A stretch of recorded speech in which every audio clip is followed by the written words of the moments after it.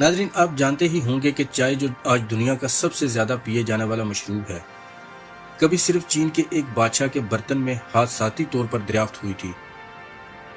صدیوں تک چین نے اس راز کو چھپائے رکھا، کسی کو بیچ دینے پر پابندی تھی، یہاں تک کہ یورپ کے تاجر بھی بے بس تھے۔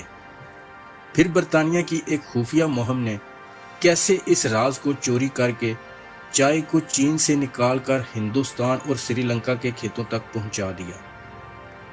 لیکن دلچسپ بات یہ ہے کہ شروع میں وہاں کے لوگ نہ اسے اگانا چاہتے تھے اور نہ ہی پینا۔ آخر یہ کیسے ممکن ہوا کہ ایک ناپسندیدہ پودا اور اجنبی مشروب دنیا کی سب سے بڑی روایت اور تجارت میں بدل گیا؟ ناظرین، بڑی ہی دلچسپ داستان ہے یہ، آخر تک ضرور دیکھنا۔ چائے کی کہانی دراصل ایک ایسا سفر ہے جو ہزاروں سال پر محیط ہے، اور جس میں ایک عام سا پودا دنیا کی سب سے مقبول اور طاقتور تجارت میں بدل گیا۔ کہا جاتا ہے کہ چائے کی ابتدا چین سے ہوئی۔ ایک روایت کے مطابق 2737 قبل مسیح میں چین کے بادشاہ شین نونگ گرم پانی پی رہے تھے کہ اچانک ہوا کے ساتھ چائے کے پودے کی چند پتے اس کے برتن میں گر گئے۔ جب بادشاہ نے وہ پانی پیا تو انہیں اس کی خوشبو اور ذائقہ بھا گیا، اور یوں ایسے چائے ایک مشروب کے طور پر دریافت ہوئی۔ ابتدائی زمانے میں چائے کو دوائی سمجھا جاتا تھا، اور چینی حکماں اسے سکون، تازگی اور صحت کا ذریعہ قرار دیتے تھے۔ وقت کے ساتھ یہ مشروب پورے چین میں عام ہو گیا، اور تانگ اور سونگ خاندانوں کے دور میں چائے پینے کی روایت ایک ثقافتی اور سماجی رسم بن گئی۔ چین نے صدیوں تک اس خزانے کو اپنی اجارہ داری میں رکھا۔ چائے کے بیج، پودے اور بنانے کے طریقے باہر لے جانا جرم تھا۔ چین صرف خشک شدہ چائے بیرونی تاجروں کو بیچتا تھا، اور وہ بھی صرف چاندی کے بدلے۔ جاپانی بدھ مت راہب 8ویں صدی میں جب چین گئے تو وہ اپنے ساتھ چائے کے بیج بھی لے گئے، اور جاپان میں چائے کو ایک روحانی رسم یعنی چائے کی محفل کی صورت میں اپنایا گیا۔ لیکن یہ یورپ کو نعمت 16ویں صدی میں ملی، جب پرتگالی اور ڈچ تاجر چین سے چائے لے گئے۔ 17ویں صدی میں انگلینڈ میں چائے ایک فیشن بن گئی اور برطانوی سماج کا حصہ بن گئی۔ انگلینڈ میں چائے کی بڑھتی ہوئی طلب کے ساتھ ایک بڑا مسئلہ یہ کھڑا ہوا کہ چین صرف چاندی کے بدلے چائے دیتا تھا۔ برطانیہ کے پاس اتنی چاندی نہیں تھی کہ وہ مسلسل خریداری کر سکے۔ اس دباؤ کے نتیجے میں برطانیہ نے فیصلہ کیا کہ چین کی اجارہ داری توڑنی ہوگی اور چائے کی کاشت اپنی نو آبادیوں میں شروع کرنی ہوگی۔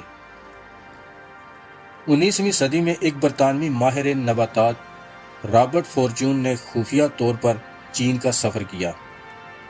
اس نے اپنا بیس بدلا، چائے کے باغات میں گھسا، وہاں سے بیج، پودے اور چائے بنانے کی مکمل تکنیک چوری کر کے نکالی اور انہیں ہندوستان اور سری لنکا میں منتقل کیا۔ یوں پہلی بار چین کی صدیوں پرانی اجارہ داری ٹوٹ گئی۔ لیکن ناظرین، کہانی یہاں ختم نہیں ہوتی۔ جب ہندوستان اور سری لنکا میں چائے کے باغات لگائے گئے تو مقامی کسانوں نے چائے اگانے میں دلچسپی نہ دکھائی۔ وہ صدیوں سے اپنی زمین پر چاول، گندم، کپاس اور مسالے اگاتے تھے، اور چائے کو اجنبی پودا سمجھتے تھے۔ اس کے علاوہ چائے کی کاشت آسان نہیں تھی، کیونکہ اس پودے کو کئی سال لگتے تھے تیار ہونے میں۔ اسی لیے کسان چائے کو اگانے پر راضی نہیں تھے۔ برطانوی کمپنیوں نے دباؤ اور لالچ دونوں طریقوں سے کسانوں کو زمین بیچنے یا مزدوری کرانے پر مجبور کیا۔ رفتہ رفتہ آسام، دارجلنگ اور سیلون، آج کا سری لنکا، میں بڑے بڑے چائے کے باغات قائم ہوئے۔ ناظرین، دلچسپ بات یہ ہے کہ اس وقت ہندوستان اور سری لنکا کے لوگ خود چائے پینا بھی پسند نہیں کرتے تھے۔ ان کے لیے یہ انگریزوں کا مشروب تھا، اور وہ اپنی پرانی عادات جیسے دودھ، لسی، کہوہ یا جڑی بوٹیوں والے مشروب کو زیادہ پسند کرتے تھے۔ برطانوی تاجروں نے اس مشکل کو بھی حل کیا۔ انہوں نے بڑے پیمانے پر تشہیر شروع کی، ریلوے اسٹیشنوں اور بازاروں میں مفت چائے تقسیم کی اور دودھ اور چینی ملا کر چائے کو مقامی ذائقے کے مطابق بنایا۔ اس حکمت عملی کے نتیجے میں آہستہ آہستہ مقامی لوگ بھی چائے پینے لگے۔ یوں ایک مشروب جو کبھی صرف چین کا راز تھا، وقت کے ساتھ جاپان پہنچا، پھر یورپ اور آخرکار برصغیر اور دنیا کے کونے کونے میں پھیل گیا۔ آج یہ حال ہے کہ دنیا کے ہر خطے میں چائے پیا جاتا ہے۔ ہر قوم نے اپنے ذوق اور روایت کے مطابق اسے اپنایا ہے۔